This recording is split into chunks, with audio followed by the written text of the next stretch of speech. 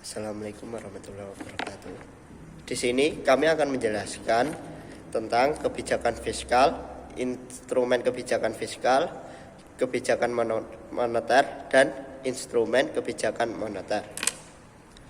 Perkenalkan, kami dari kelompok 3 yang beranggotakan Hera Ariska, Ilni Rizalatul Nawa, Iswatun Hasanah, Khotibul Umar Said, Lena Viviantari, dan Muhammad Agil Ainur Rofi'i.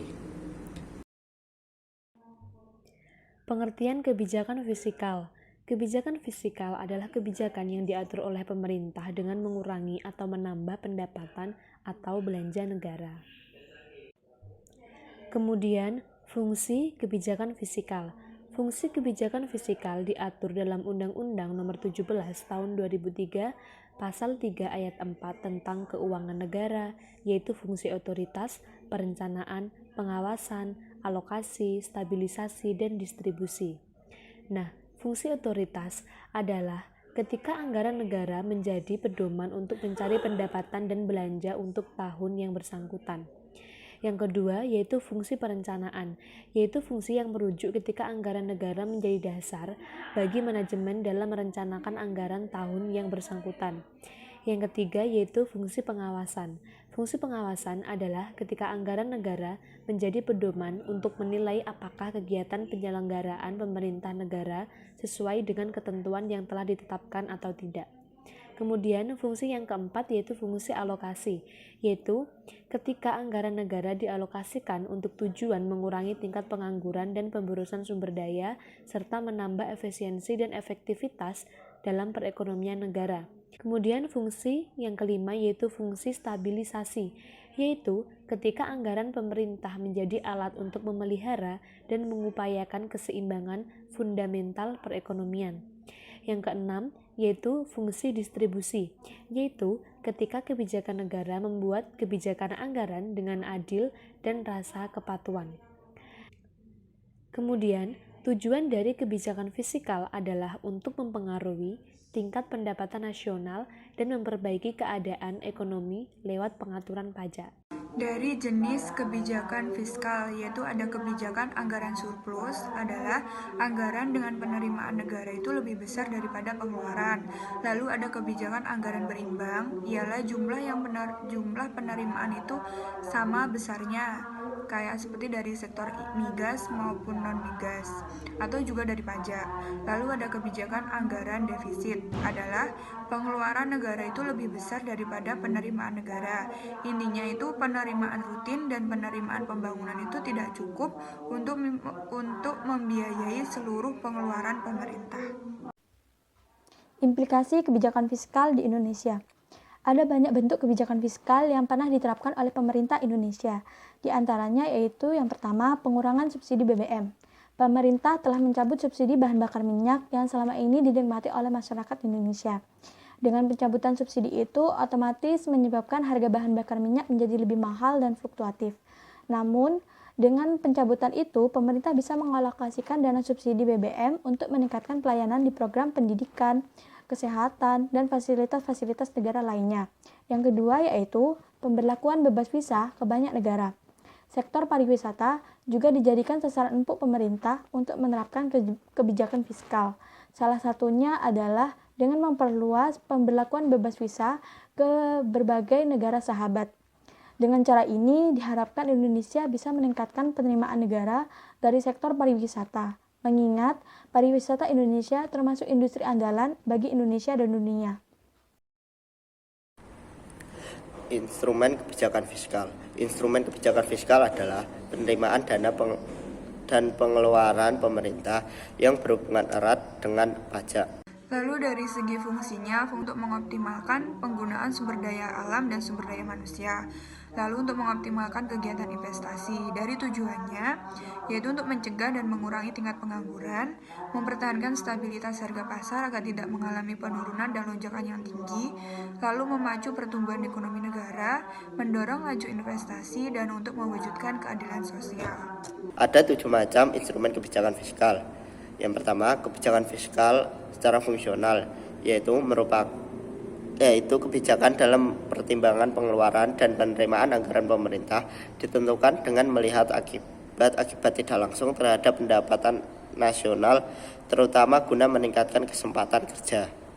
Yang kedua, kebijakan fiskal yang disengaja, yaitu kebijakan dalam mengatasi masalah ekonomi yang sedang dihadapi dengan cara memanipulasi anggaran belanja secara sengaja, baik melalui perubahan pajak maupun perubahan pengeluaran pemerintah. Yang ketiga, kebijakan fiskal yang tidak disengaja, yaitu kebijakan dalam mengendalikan kecepatan siklus bisnis supaya melalui fluktuatif. Yang keempat, kebijakan fiskal seimbang, yaitu kebijakan yang membuat penerimaan dan pengeluaran menjadi sama jumlahnya. Yang kelima, kebijakan fiskal surplus. Pada kebijakan ini, jumlah pendapatan harus lebih tinggi dibandingkan pengeluaran.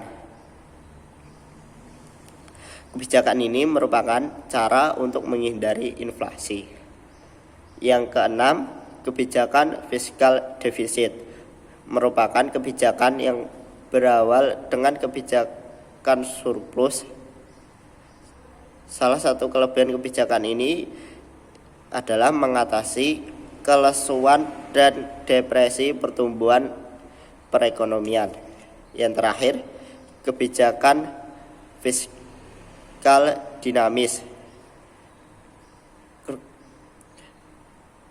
Kegunaan kebijakan ini adalah menyediakan pendapatan yang bisa digunakan untuk memenuhi kebutuhan pemerintah yang bertambah seiring berjalannya waktu. Saya akan menjelaskan tentang kebijakan moneter, yaitu sebuah kebijakan yang dikeluarkan oleh Bank Sentral dalam bentuk pengaturan persediaan uang untuk mencapai tujuan tertentu. Tujuan pemerintah yaitu untuk menjaga stabilitas dan pertumbuhan ekonomi, sehingga pertumbuhan ekonomi negara berjalan dengan baik dan sesuai harapan. Yang kedua, untuk menjaga stabilitas harga dari banyaknya jumlah uang yang beredar. Yang ketiga, untuk meningkatkan kesempatan kerja. Dan yang terakhir, untuk memperbaiki posisi neraca perdagangan dan neraca pembayaran jika negara mengevaluasi mata uang rupiah ke mata uang asing. Dan yang terakhir, dengan teori, berbagai pemikiran dan konsep tentang berbagai variabel moneter seperti uang, tingkat bunga, jumlah uang beredar, dan sejenisnya. Nah, kemudian selanjutnya yaitu implikasi kebijakan moneter di Indonesia. Contoh yang pertama yaitu suatu negara memiliki tingkat kegiatan ekonomi yang belum mencapai target. Umumnya, negara akan membuat kebijakan moneter berupa penurunan tingkat suku bunga. Dengan demikian, jumlah orang yang akan meminjam uang ke bank akan meningkat. Kemudian contoh yang kedua yaitu ketika sebuah negara mengalami inflasi sehingga bank sentral harus mengatur kebijakan untuk mengatasinya. Bank sentral biasanya akan mengurangi jumlah uang yang beredar atau menurunkan cadangan kas negara. Instrumen kebijakan moneter dari segi pengertian yaitu kebijakan ini yang berhubungan dengan pengendalian uang. Lalu tujuan dari kebijakan moneter ini yaitu untuk menstabilkan kondisi ekonomi khususnya yang berkaitan dengan jumlah uang yang beredar. Lalu lembaga yang berhak menetapkan dan menentukan yaitu Bank Indonesia selaku bank sentral. Besaran instrumen kebijakan moneter pertama ada suku bunga, besaran moneter, laju inflasi yang rendah, pertumbuhan ekonomi yang cukup tinggi, dan keseimbangan.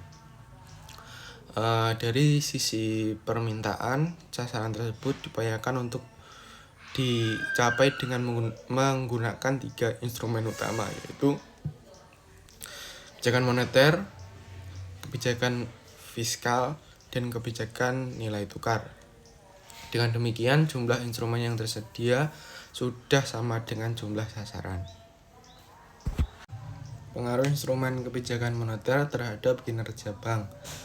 Kebijakan operasi pasar terbuka adalah salah satu kebijakan bank sentral untuk mengurangi atau meningkatkan jumlah uang yang beredar. Kebijakan preferensial diskonto adalah ketika pemerintah mengurangi atau meningkatkan jumlah uang beredar dengan mengubah diskon bank komersial. Selanjutnya, kebijakan cadangan uang tunai bank sentral dapat merumuskan regulasi untuk menambah atau mengurangi cadangan kas atau kas rasio. Selanjutnya, kebijakan kredit yang ketat di bank umum terdapat memberikan kredit, namun pemberiannya harus benar-benar berdasarkan persyaratan 5C, yaitu karakteristik, kemampuan, hipotek, permodalan, dan kondisi ekonomi. Selanjutnya, kebijakan dorongan moral bank sentral juga dapat mempengaruhi jumlah uang yang beredar melalui berbagai pengumuman, pidato, dan surat edaran yang ditunjukkan pada bank komersial dan peserta mata uang lainnya. Jenis instrumen kebijakan moneter. Ada dua jenis kebijakan moneter yang dapat diambil sebagai langkah untuk mempengaruhi jumlah uang yang beredar, yaitu yang pertama, kebijakan moneter ekspansif, yaitu merupakan kebijakan yang diambil untuk meningkatkan jumlah uang yang beredar. Kebijakan ekspansif ini dilakukan dengan menurunkan jumlah suku bunga di bank, menurunkan persyaratan cadangan bank, dan membeli sirkuit pemerintah. Kebijakan moneter ekspansif juga disebut sebagai kebijakan yang longgar, karena tidak terlalu mengekang kepada masyarakat. Tujuan dari kebijakan moneter ekspansif yaitu untuk mengatasi pengangguran dan meningkatkan daya beli masyarakat. Umumnya, kebijakan ini diterapkan untuk meningkatkan pertumbuhan ekonomi pada suatu negara dengan risiko inflasi yang juga akan semakin meningkat. Kebijakan ekspansif dilakukan dengan meningkatkan peredaran uang dalam masyarakat sehingga daya beli masyarakat semakin meningkat. Yang kedua yaitu kebijakan moneter konstruktif, yaitu merupakan kebijakan moneter yang digunakan untuk mengurangi jumlah uang yang beredar yang dapat mengatasi inflasi. Kebijakan ini dilakukan juga dalam upaya mengurangi penyebab-penyebab inflasi tersebut. Maka dari itu, kebijakan ini disebut juga dengan kebijakan uang ketat. Tujuan utama dari penerapan kebijakan ini adalah untuk menurunkan tingkat inflasi yang dialami oleh suatu negara. Beberapa cara yang dilakukan pemerintah dalam penerapan kebijakan ini yaitu dengan meningkatkan jumlah suku bunga bank, selain itu penjualan obligasi atau surat berharga pemerintah, dan meningkatkan persyaratan cadangan bank juga termasuk cara mengurangi peredaran uang. Demikian penjelasan materi kali ini. Bila ada salah, kami mohon maaf dan terima kasih.